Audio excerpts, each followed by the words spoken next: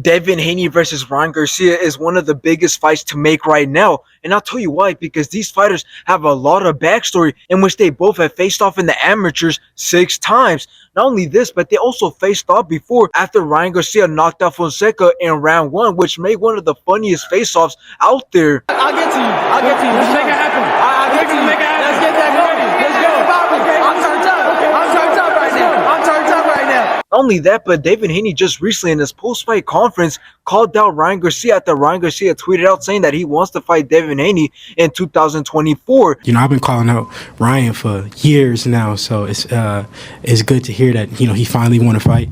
Now, who will actually win this fight? Well, let's look at their latest performances in which Devin Haney fought Lomachenko, in which I truly believe that Lomachenko should get a rematch at 135 or at 140, just because I don't think that nobody saw that fight and thought Devin Haney won. I maybe even will give it a drop. I don't think Lomachenko lost this fight, but at the end of the day, Devin Haney won by decision. And still undisputed lightweight champion. Now let's look at his latest performance, which just happened a couple days ago, in which he fought Regis Prograis, in which he completely outboxed Regis Prograis, in which Regis Prograis only landed 36 shots in 12 rounds, in which Devin Haney dropped him in round 3.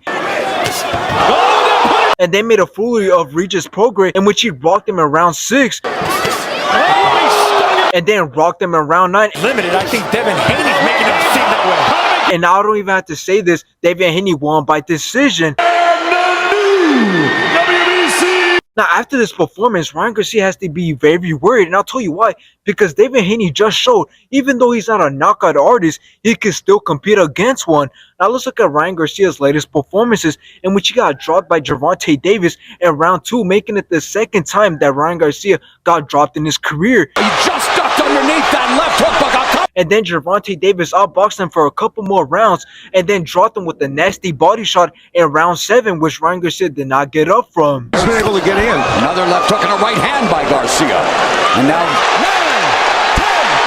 And now again, just a couple of days ago, Ryan Garcia fought Oscar Duarte, in which again, I don't know what Ryan Garcia was doing with that shoulder roll. Even Devin Haney commented on this, saying that it was trash, and he was right, because Ryan Garcia cannot do this against Devin Haney. But again, Ryan Garcia did get the job done and knocked out Oscar Duarte in round day.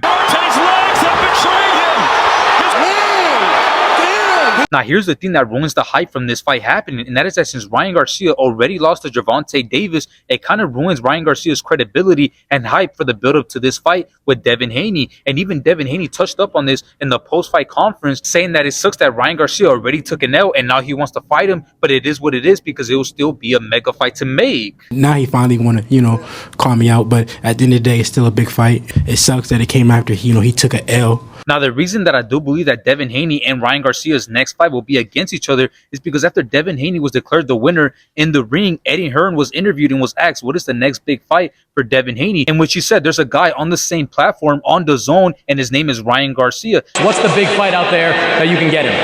I mean, look, we've got a guy on the same platform on DAZN. His name is Ryan Garcia. For me, that's a huge fight.